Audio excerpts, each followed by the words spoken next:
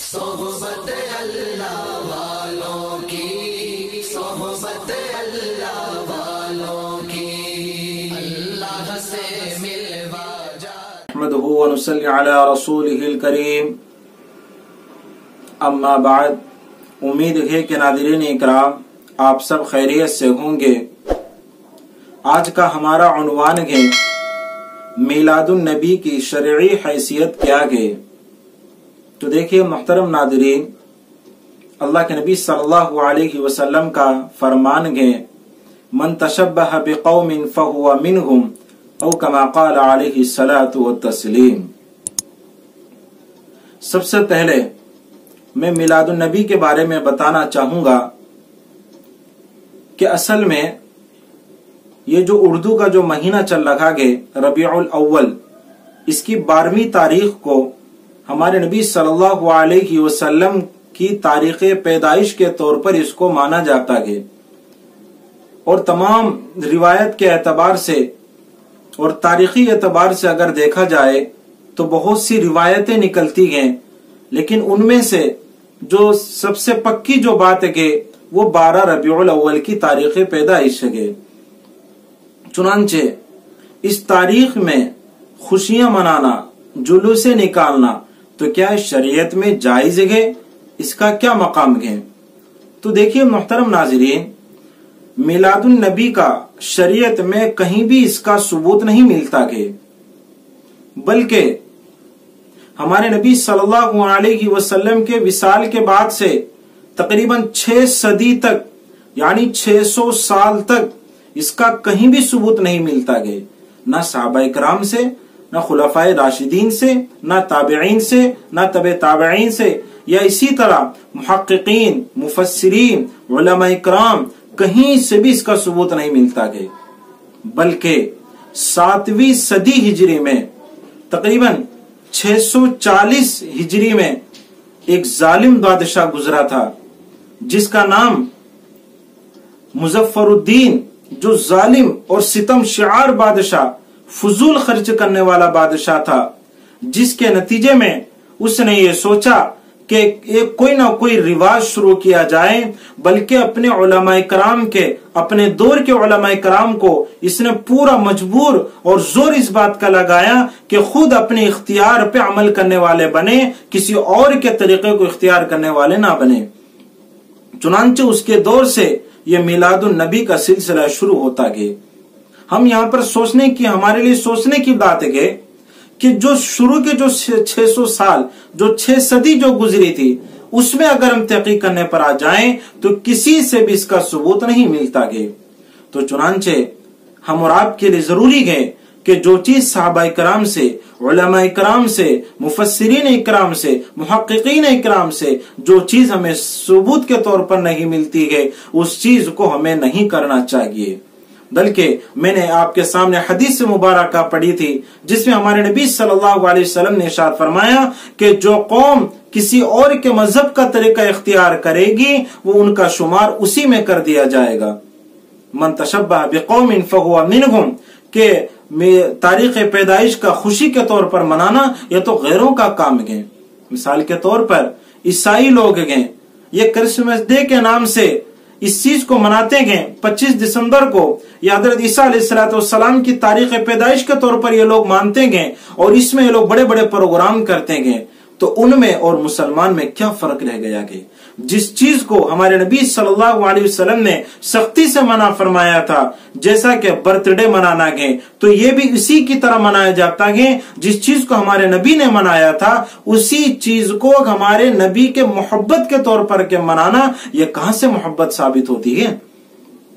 محبت کرنا تو وہ ہے جس سامنے والے کو بھی محبت ہو، سامنے والے کو سکون ملے، لیکن یہ کیسی محبت ہے جس محبت کے نتیجے میں خود ہمارے نبی صلی اللہ علیہ وسلم کو سخت تکلیف پہنچائی جاتی ہے۔ جیسا کہ آج کے اس دن बड़े बड़े जुलूसे होते हैं, सड़कों पर घूम रखे होते हैं, बाजे उसमें बजे हुए होते हैं, और किस्म किस्म की कव्वालियां जिसमें म्यूजिक लगे हुए होते हैं, वो कव्वालियां जिसमें नाउज़बिल्ला नाजेबा अल्फाज उसमें इस्तेमाल किए जाते हैं, और वो कव्वालियां जिसमें म्यूजिक इस्तेमाल की जाती है। आप यकीन मानिए इस म्यूजिक से और इस बाजे की आवाज से हमारे नबी सल्लल्लाहु अलैहि वसल्लम को बहुत सख्त तकलीफ होती है। हम ये कहते हैं कि हम मोहब्बत करने वाले हैं, खुदा की कसम ये मोहब्बत करना नहीं है, बल्कि हमारी नबी सल्लल्लाहु अलैहि वसल्लम की जात को तकलीफ पहुंचाना है। मोहब्बत का रिजल्ट तो ये होना चाहिए कि इंसान नमाजों की पाबंदी करें, जो हमारे नबी सल्लल्लाहु अलैहि वसल्लम की आंखों की ठंडक है, कुरान की तिलावत करे और हमारे नबी सल्लल्लाहु अलैहि वसल्लम की हर सुन्नत को जिंदा करने वाला बन जाए। वो मोहब्बत का असल जज्बा है, असल मकसद ये है। मोहब्बत का मकसद ये नहीं है कि सिर्फ साल में एक मर्तबा इसी 12 रबीउल अव्वल को जुलूस की तरह निकाल दिया और खाने बना लिए, खा लिए, और इसी तरह किस्म किस्म की कव्वालियां चला दी और फिर आकर के बैठ गए। ये मेरे भाइयों, ये मोहब्बत का तकाजा नहीं है। मोहब्बत तो वो है जो हमारे नबी सल्लल्लाहु अलैहि वसल्लम की सुन्नतों को जिंदा करे। वरना मेरे भाइयों के हमेशा हमारे नबी को हम याद करना है। हमारे नबी के नाम के बगैर तो अजान भी नहीं होती है, हमारे नबी के नाम के बगैर तो नमाज भी नहीं होती है, तो हम कहां से नबी को भूलने वाले बन जाएंगे। ये इस तरह की जो सोच है, ये गलत सोच है, ये शैतानी धोखा है। शैतान हमें धोखे में डालता है कि हम नबी से मोहब्बत करने वाले हैं, हम ही सबसे ज्यादा मोहब्बत करने वाले हैं, इसलिए हम मिलादुन नबी को मनाते हैं, हम जश्न मनाते हैं, हम ही सबसे ज्यादा इस काम को करने वाले हैं। लिहाजा जो मिलादुन नबी नहीं करता है वो मोहब्बत करने वाला नहीं है। ये गलत तरीका है। हकीकत तो वो है, वो इंसान जो नबी सल्लल्लाहु अलैहि वसल्लम के हर सुन्नत को जिंदा करता है, वो हकीकत में हमारे नबी सल्लल्लाहु अलैहि वसल्लम से मोहब्बत करने वाला है। इस मोहब्बत का नतीजा, रिजल्ट ये नहीं है कि हम गलत तरीके को इख्तियार करें। किसी शख्सियत से जो भी हमें मोहब्बत करनी हो, उसको शरीयत के दायरे में रहकर के हम मोहब्बत करेंगे, वही मोहब्बत करना हमारे लिए काम आएगा।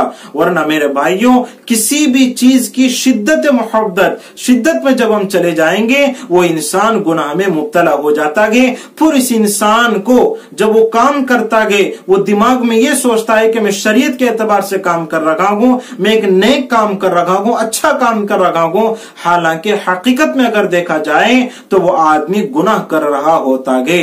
जैसा कि ये मिलादुन नबी का मामला है, हम लोग ये समझते हैं, जुलूस निकाल करके समझते हैं, और हम झंडा जो लेते हैं उसमें कलिमा तय्यबा लिखे हुए होते हैं, हमारे नबी सल्लल्लाहु अलैहि वसल्लम का नाम लिखे हुए होते हैं। जब तक ये मिलादुन नबी का प्रोग्राम चलता है, वो हमारे हाथ में ऊपर रहता है। जब ये प्रोग्राम हो जाता है, नाउज़ुबिल्लाह ना मालूम, फिर वो झंडा जिसपे कलिमा तय्यबा लिखा हुआ होता है, हमारे नबी का नाम लिखा हुआ होता है, मस्जिद नबवी की तस्वीरें होती हैं, खाने काबा की तस्वीरें होती हैं, फिर वो पर्दा कहां जाकर के गिर जाता है। अल्लाह हिफाजत फरमाए। उन पर्दों की फिर बेदबी, उन झंडों की फिर बेदबी होती है। तो बताए मेरे भाई, इसका कौन जवाब देगा। इसलिए मेरे भाइयों, इन चीजों को हमें सुकून से समझना है, ठंडे दिमाग से हमें समझना है कि आखिर हम क्या कर रहे हैं। इन चीजों का सबूत मिलता भी है नहीं है। अपनी जिंदगी में उसूल ये बनाना है कि जो चीज कुरान व हदीस से मिले, सहाबा इकराम से मिले, उलमा इकराम से जिनका सबूत मिलता हो, उन्हीं चीजों को अपनी लाइफ में, अपनी जिंदगी में हमें करना है। वरना मेरे भाइयों, ऐसी चीजों से हमें दूर रहना है। भले से ही हमें ये दिखाई दे रहा हो, ये काम हमारे लिए अच्छा दिख रहा हो, फिर भी ऐसे से हमें दूर रहना है। इसलिए मेरे मोहतरम बुजुर्गों, दोस्तों, उम्मीद है अल्लाह की ज़ात से आपको ये बात समझ में आ गई होगी। इसलिए इन तरह की चीजों को हमें अपने आप को दूर रखना, इस तरह की चीजों से। कि दूसरी में आखिरी बात मैं आपको ये बताना चाहूंगा कि हम इसको ईद के तौर पर मनाते हैं। हालांकि हमारे नबी सल्लल्लाहु अलैहि वसल्लम ने हम और आपके लिए साल में 2 ईदें बताई गई। एक ईद उल फित्र है जो रमजान के बाद आती है, एक ईद उल अज़हा है जो बकरीद के मौके पे आती है। हम और आपके लिए सिर्फ ये 2 ही ईदें हैं, और ये 2 ईदें जमाने जाहिलियत में जो उस तरह की जो खास रस्में होती थी, उस वक्त भी 2 रस्में खास तौर पर खुशियां के तौर पर मनाई जाती थी। उन रस्मों की जगह पे हमारे नबी सल्लल्लाहु अलैहि वसल्लम ने उन रस्मों को खत्म करके ये 2 ईदें हमें अता फरमाई हैं। इन 2 ईद के अलावा कोई भी हमारी ईद नहीं है, लिहाजा ईद मिलादुन्नबी को कहना, ईद के तौर पर कहना, ये भी दुरुस्त नहीं है। इसलिए हमेशा इन चीजों का हमें ध्यान रखना है कि जिस चीज को हमारे नबी सल्लल्लाहु अलैहि वसल्लम ने बयान फरमाया गया उस पर ही हमें अमल करना है, और जिस चीज को शरीयत ने नहीं बताया गया उससे हम लोग जितना दूर रहेंगे इतना ही फायदा है। जिसका सबूत शरीयत में नहीं है उसको जब हम करेंगे तो मोहतरम नाज़रीन वो बिदअत कहलाएगा। और आप जानते हैं हर कुल्लु बिदअतिन ज़लाला कि हर बिदअत गुमराही की तरफ ले जाने वाली है और हर गुमराही जहन्नम की तरफ ले जाने वाली है। इसलिए मुहतरम नाज़रीन, अल्लाह तबारक व तआला से दुआ करें, अल्लाह तबारक व तआला हम और आपको दीन की सही समझ अल्लाह तबारक व तआला हमें अता फरमाए और कहने और सुनने ज़्यादा अमल की तौफीक अता फरमाए। व आखिरु दावाना अनिल हम्दुलिल्लाहि रब्बिल आलमीन।